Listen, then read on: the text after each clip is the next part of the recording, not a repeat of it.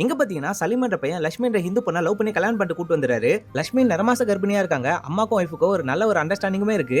ரெண்டு பேருக்குமே கடவுள் நம்பிக்கை ரொம்ப அதிகமா இருக்கு. அதனால அவங்கவங்க கடவுளை அவங்கவங்க வணங்குறாங்க.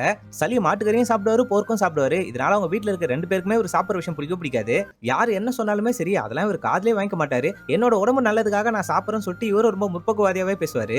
இவர் வேலை கிளம்புற நேரத்துல உங்க மனைவி குங்கத்தை கீழே போட்டுருவாங்க. வெள்ளிக்கிழமை அதுவும் குங்க கீழே வந்துச்சு, நீங்க வேலைக்கு போகாதீங்க இங்கே இருங்கன்னு சொல்லிட்டு இவங்களும் எவ்வளவு சொல்லி பார்ப்பாங்க. இதெல்லாம் நான் நம்புற ஆள் கிடையாது.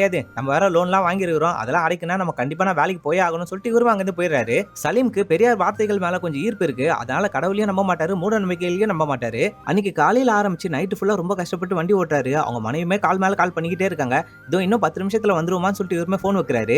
இவர் வீட்டுக்கு வர நேரமா பார்த்து ஒரு பொண்ணுமே ரோட்ல தனியா நின்று இருக்காங்க. ஆனா என் போன் வேற சுவிட்ச் ஆஃப் ஆக போகுதுங்கன்னா என்னோட அட்ரஸ் வேற கூட்டு போயிட்டு என்ன விட்டுருக்குன்னா சொல்லி அந்த பொண்ணு ரொம்ப கெஞ்சி கேக்குறாங்க. சரி கடைசி கஸ்டமர் ஆச்சு, காசு கூட எதிர்பார்க்காம இவருமே ஆட்டோல உட்கார வச்சு சவாரிக்காக கூட்டு போறாரு. திடீர்னு பார்த்தா ஒரு காரங்களும் ரோட்டை மறைச்சு நின்று இருக்காங்க. இன்னும் 10 நிமிஷத்துல நான் வீட்டுல இருப்போமான்னு சொல்லிட்டு இவருமே கால் பண்ணி அவங்க பொண்டாட்டி கிட்ட பேசிக்கிட்டே இருக்காரு. இந்த பொண்ணு அதுக்குள்ள அந்த காரனையும் போயிட்டு டே ஏன்டா ரோட்டை மறைச்சு நின்று இருக்கீங்கன்னு சொல்லி ஒரு மாதிரி பிரச்சனை பண்ற மாதிரி பேச ஆரம்பிச்சிருக்காங்க. இந்த பொண்ணு கரெக்டா தான் பேசிருப்பாங்க, ஆனா அது ரூடா பேசுறதுனால அவனும் ரொம்ப டென்ஷன் ஆயிட்டு இந்த பொண்ணு ஒரு மாதிரி தப்பான வார்த்தையில பேச ஆரம்பிச்சிடறான். கோவத்துல இந்த பொண்ணு அந்த ஆளே அறிஞ்சிடறாங்க. அவனும் திருப்பி அடிக்க ஆரம்பிச்சிட்டான். என்னடா பொண்ணு மேல கை வைக்கிறீங்கன்னு சொல்லிட்டு இவரும் அந்த இடத்துல பிரச்சனை பண்ண ஸ்டார்ட் பண்ணிடுறாரு.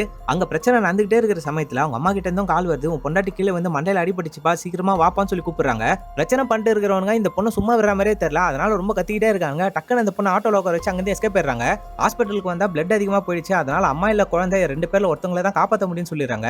அண்ணா என்ன ஒரு ஆபத்துல இருந்து காப்பாத்திருக்கீங்க, உங்க குடும்பத்துக்கு எதுவுமே ஆகாதுண்ணா, உங்க நல்ல மனசுக்கு எல்லாமே நல்லதா முடியும் பாருங்கன்னா சொல்லி இந்த பொண்ணுமே கொஞ்சம் தைரியப்படுத்துறாங்க. இந்த பொண்ணு சொன்ன மாதிரி ஆபரேஷனும் நல்லபடியா முடியுது, குழந்தையும் காப்பாத்திடுறாங்க, உங்க மனைவியும் காப்பாத்திடுறாங்க.